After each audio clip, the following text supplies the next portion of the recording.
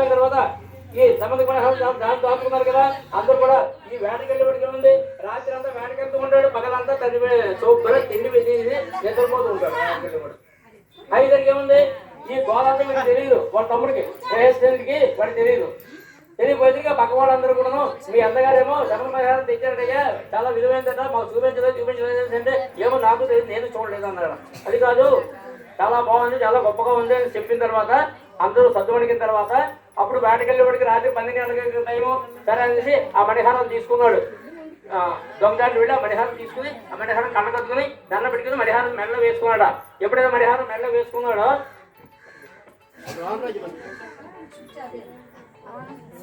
నీకు చెప్పాను కదా రావడం అవుతుంది, చాలా లేట్ అవుతుంది చెప్పాను. ఊరికి ఫోన్ మాత్రం చేయకండి, మీరు వచ్చేదాకా ఉండమే లేదా పంపు పెట్టుకోండి, ఫోన్ చేయొద్దు.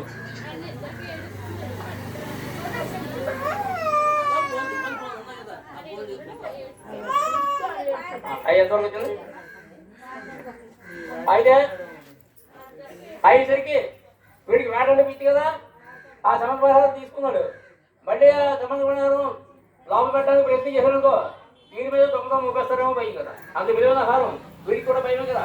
సరే అయితే ఇంకా మళ్ళీ లోనికి వెళ్ళడం, లోనికి వెళ్తే అందరూ లేస్తారు అనేసి తను ఆ మణిహారాన్ని ఇంకా తనకి తోటలో గుర్తుపట్టలేదు ఇంకా లోన్ దాచడానికి అలా ఏదో కుతూహలంగా అలా మెడలో వేసుకున్నాడు. వేసుకుని వేట టైం అయిపోతుంది కదా, సరే నలుగురు వెనకాల లేదు వేటకి వెళ్ళిపోయాడు. వేటకి వెళ్ళేసరికి అడవికి వెళ్ళేసరికి ఈ మెడలో మణిహారం పెద్దదిగా మెరిగిపోతుంది. సూర్యులతో కాంతి దగ్గర దట్టంగా కాంతిమయం అయిపోయింది అడవంతాను. ఆ ఫిబ్రవరి కాంతికి చూసి మిగిలిన జంతువులన్నీ కూడాను ఏదో వింత జంతువు ఏదో పెద్ద జంతువు వచ్చేసింది అనేసి అన్ని జంతువులు కూడా మరి చల్లా చెదరేవి పారిపోతాయట. అందుకు సింహమేమో ఇదేంటి మంచి మాంసం గడ్డ దొరికినట్టు ఉంది, నాకు మంచి వింత జంతువు దొరికింది, ఎలాగైతే మనం పట్టుకోవాలి తినేయాలి అనేసి ఒక్క ఉదిరిని తన మీద పడిందట. పడేసరికి ఇంకేముంది, ఈ మణిహారం వాడి దగ్గర కదా ఉంది, సింహోత్సవం వాడి మీద పడింది. పడేసరికి ఇంకేముంది, అది మణిహారం మాంసం గడ్డ అనుకుంది. అనుకుంది వీడియో పడేసరికి ఇక వీడిని చంపేసింది. మణిహారం పక్కన పడేసి వీడిని చంపేసింది. చంపేసి మణిహారం నాటు కట్టి పట్టుకెళ్ళిపోతుంటే అంతటా జాంబోతుకి మణిహారం అంత దగ్గర వెళ్ళిపోతుంటే ఆ రాత్రి మీద మనిషి కనిపిస్తాడా, మణిహారం విస్తరే కనిపిస్తుంది. కనిపించేసరికి ఎలుగుబంటి చూసిందిరా, అమ్మో ఏదో గొప్ప వస్తుంది అనేసి ఆ ఎలుగుబంటి ఒక్క ఉదిరి సింహం మీద పడిపోయింది. సింహం మీద పడి ఆ పట్టామని దాన్ని చంపిస్తున్నా. బుద్ధబలం కదా బుద్ధిబలం గొప్పది అంటారు. అందు గురించి దాన్ని ఒక్క ఉదిరిని చంపేసి ఆ మణిహారం నాటగడిచి తను గుహలోకి తీసుకెళ్ళిపోయింది. తీసుకెళ్ళి ఆ గురువుని తీసుకెళ్ళి లోపల జాంబోతుంది కదా, తను కూడా తెలుసుకున్న ఈ విషయాలను కూడా ఆ మణిహారం విలువ ఆ మణిహారం తీసుకెళ్ళి దేవుడి మొదలు పెట్టేసుకుని రోజు కూడా పూజ చేసుకుంటున్నాడు. ఇంకేముంది పూజలో మణిహారం ఇంకా లోపల పెట్టాడు. ఇంకాను పెట్టేసరికి తెల్లవారికి మరి పూజ చేసుకోవద్దండి, 1000 అడుగులు బంగారం వస్తుంది కదా మనకి. సరే అనేసి రాజుగారు పూజ చేయడానికి సిద్ధపడ్డాడు. చూసి మణిహారం కనబడలేదు, వెతిగారు ఎట్ట కనబడలేదు. ఇదేంటి మణిహారం పోయింది అందరూ కూడా గుగ్గలు పెట్టేస్తుంటే ఊళ్ళో అందరూ కూడా తెలిసిపోయింది. అయితే ఎవరు తీసేది ఒక చేత ఆఖరి శ్రీకృష్ణాన్ని అడిగాడుగా, కాబట్టి ఆయన ఇవ్వలేదు, ఆయన తీసుకుంటాడు. ఆయన అలాగనే అందరూ కూడా బాగుంది శ్రీకృష్ణ దొంగ పట్టుకెళ్ళిపోయింది.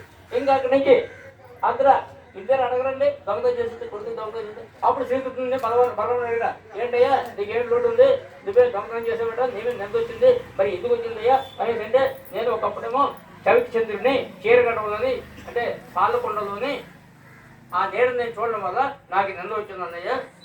ఆయన అంటే మరి నిన్న మనం మాపుకోవాలి కదా, మనం గొప్పవాళ్ళం కదా, మన పేరు మరి చెడ్డ పేరు వచ్చేస్తుంది మనకి అనేసి అనేసి సరే అనేసి ఆ శ్రీకృష్ణ భగవాన్ ఏం చేస్తారంటే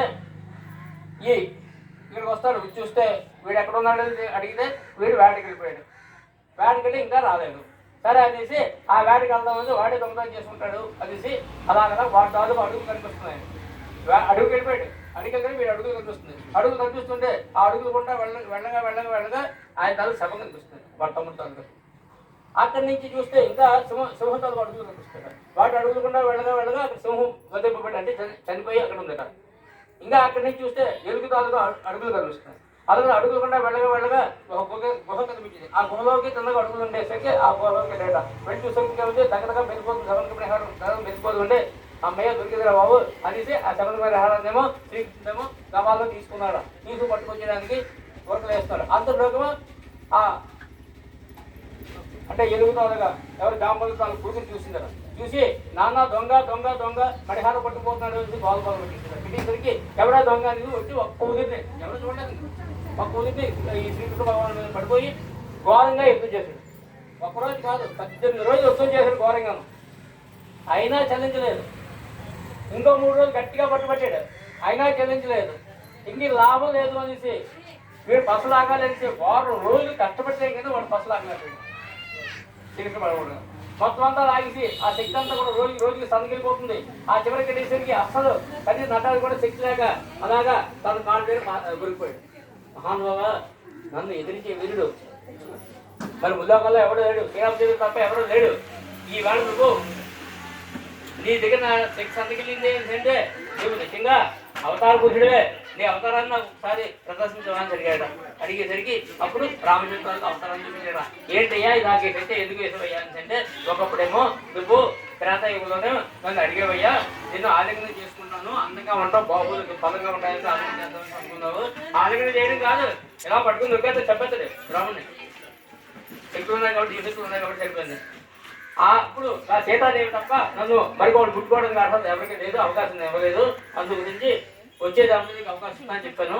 ఈ జంతో నీకు ఆ ఒక్క గడియకి నువ్వు అడిగావు. ఈ వేళేమో నీకు 28 రోజులు అంటే నెల 4 వారాలు కదా, 28 రోజులు నీకు అవకాశం ఇచ్చేదయ్యా. ఇంకా చూసాను పరిస్థితి, నా ప్రాణం నేను తీసుకోలేను కదా, కాబట్టి ఇది నీకు అంతిమ గంధమి ప్రసాదించాను. ఇంకా నువ్వు నీకు బాగా తగ్గిపోతుంది ఇక అంటే, అయ్యా నా శక్తి అంతా లాగేసావు, మరి నా కూతురు ఉంది, గారవం పెంచుకున్నాను జాంబతి, మరి నా కూతురుతో పాటు నా సమతి మణిహారాన్ని కూడా నీకు ఇస్తాను బహుమతిగాను. నా కూతురు వివాహం ఆడాలి అని చెప్పిన తర్వాత చాలా సంతోషించి తనేమో ఆ పిల్లలు కూడా తీసుకుని ఇంటికి వెళ్ళాడు బలరాముడి దగ్గరికి. ఇంటికి వెళ్ళిన తర్వాత చూస్తే ఈ విధంగా అన్నయ్య ఈ విధంగా జరిగింది నాకు అని చెప్పేసరికేమో సరే అనేసి అందరూ కూడా భగవంతుని తర్వాత సంతరానికి కూడా వచ్చిన తర్వాత అయ్యా మహానుభావం ఇద్దరు గొప్పవాడికి నేను అపవాదం చేశాను, అపవాదం జరిగింది, నాకు క్షమించండి. నా కూతురు చక్కగా ఉంది, ఈ కాదు రూపాన్ని ప్రతిష్ఠ తీసుకుని ఆ రూపానికే రోజు కూడా పూజ చేసుకుని ఎంతమంది ఎన్ని సంబంధాలు చేసినట్టు చేసుకోవడం లేదు. ఇంకా శ్రీకృష్ణ హస్తమంది ప్రార్థన చేసుకుని పూజ చేసుకుంటే నువ్వే కావాలి అని నిన్నే వరిస్తుంది. కాబట్టి నా కూతురు కూడా నువ్వు వరించి నువ్వు వివాహం ఆడాలి. వివాహం ఆడితే ఈ సమర్థం కూడా వీళ్ళని గొప్పవాళ్ళు జరిగి కానీ, ఎందుకంటే అర్హత తగ్గట్టే ఉండాలి, అంతస్తు కూడాను అర్హత మించి అంతస్తు ఉండకూడదు. మీలాంటి గొప్ప వాళ్ళ దగ్గర ఉండాలి ఈ వజ్రహారం. లేదంటే మా తమ్ముడు పోయిన జీవాల నా పరిస్థితి అదే అవుతుంది. నన్ను ఎవడో చంపేసి లాగా చూపుతారు. అందు గురించి ఈ మణిహారం నీకే బహుమతిగా ఇస్తున్నాను, కాబట్టి నా పూజను కూడా నీకు ఇస్తున్నాను. వివాహాడే నువ్వు మీరు హ్యాపీగా ఉండండి అని చెప్పేసి ఆ మణిహారాన్ని కూడా ఇచ్చిన తర్వాత శుభ్రంగా ఇద్దరిని కూడా పెళ్లి చేసుకున్న తర్వాత ఈ మణిహారం కూడా వివరించి ఆనందంగా ఉన్నాడు.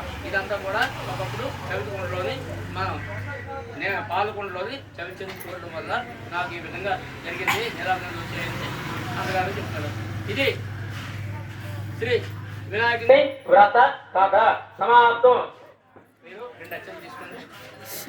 ఆ 2 అక్షరాలు అలా వేసిన వినాయకుడి మీద 2 అక్షరాలు మీ శిరస్సు మీద వేసుకోండి. 2 శిరస్సు మీద వేసుకోండి. ఓకే, ఆ మిగిలిన అక్షరాలు ఇందులో వేసుకోండి. ఈ అక్షరంలో కలిపేయండి, ఈ అక్షరంలో కలిపేయండి. ఓకే అమ్మ, మీరు తర్వాత ఆ అక్షరంలో మీరు అందరూ కూడా 2 అక్షరాలు శిరస్సు మీద వేసుకుని మిగిలినవి ఇక్కడ వేసుకుంటారు. కానీ బాబు సార్ మీరు రావండి, మీరు రావాలి. అప్పుడే కాదు బాబు మీరు రావండమ్మా. లేదు ఒకసారి పాదాలు ఒకసారి చూసింది. సహస్ర పరమాదేవి శతభుల శతాంకుర సర్వం హరిభవ దూర్వ దుష్టుతే శ్రీ మహాగణ ప్రసాదం శరతాగృన్నామే. ఇలా కన్నపెట్టుండి. శరతాగృన్నామే యాపద ధైర్య. మా దోమ పెట్టండి, అందరూ సగం పడితీయండి. ఆ బిడ్డ సగం చెప్పండి, సగం చెప్పండి. ఓకే, అలా తోమలు తీయండి. తోమల్లో పెట్టండి, తోమల్లో పళ్ళు పెట్టండి, తోమల్లో పళ్ళు పెట్టండి. అమ్మమ్మ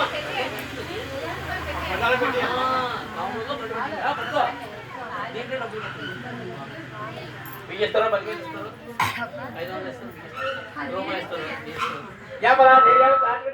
బృహస్పతి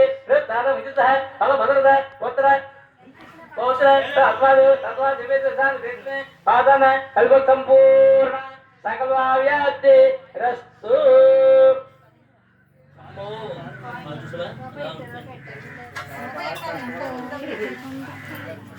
ఇవాళ కదా చాలా ఖర్చు ఉన్నాయి. ఎందుకంటే బొమ్మలు పెట్టుకోవాలి ఇదంతా కూడా ఎక్స్ట్రా వస్తుంది. తర్వాత పూజే కదా పూజ ఎప్పుడు కష్టమనుకోకూడదు మన డ్యూటీ కష్టమనుకోకుండా పని చేయడం డ్యూటీ అనుకుంటే చేయగలం.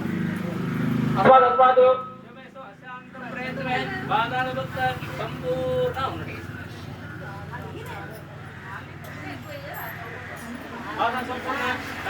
వ్యాప్తిరస్తు శతమానం భవతి శతాయు పురుష వేదిరాజ్యవేది ఏ ప్రతిష్ఠితే ఆదిత్యాత్మిక నవగ్రహ దేవత సహిత ఇంద్రాది అత్యుపల్ మహాదేవత సహిత గణేశాది పంచలోక మహాదేవత గ్రామదేవత గృహదేవత ఇష్టదేవత మాతాపితృ దేవత సహిత వరసిద్ధి వినాయక మహాదేవత ప్రసాద సిద్ధి దీర్ఘ ఆయుష్మానుభ సకల ఐశ్వర్యాలు సర్వ శుభగం శుభమస్తు శుభగం శుభగం శుభగం. సాయంకాలం ఎక్కడ వెళ్తారా?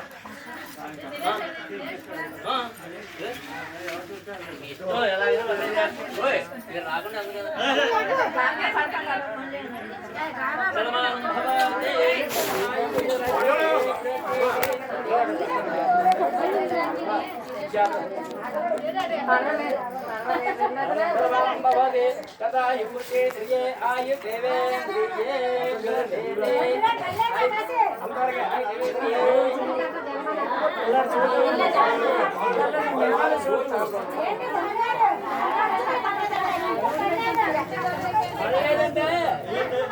అమ్మా వసర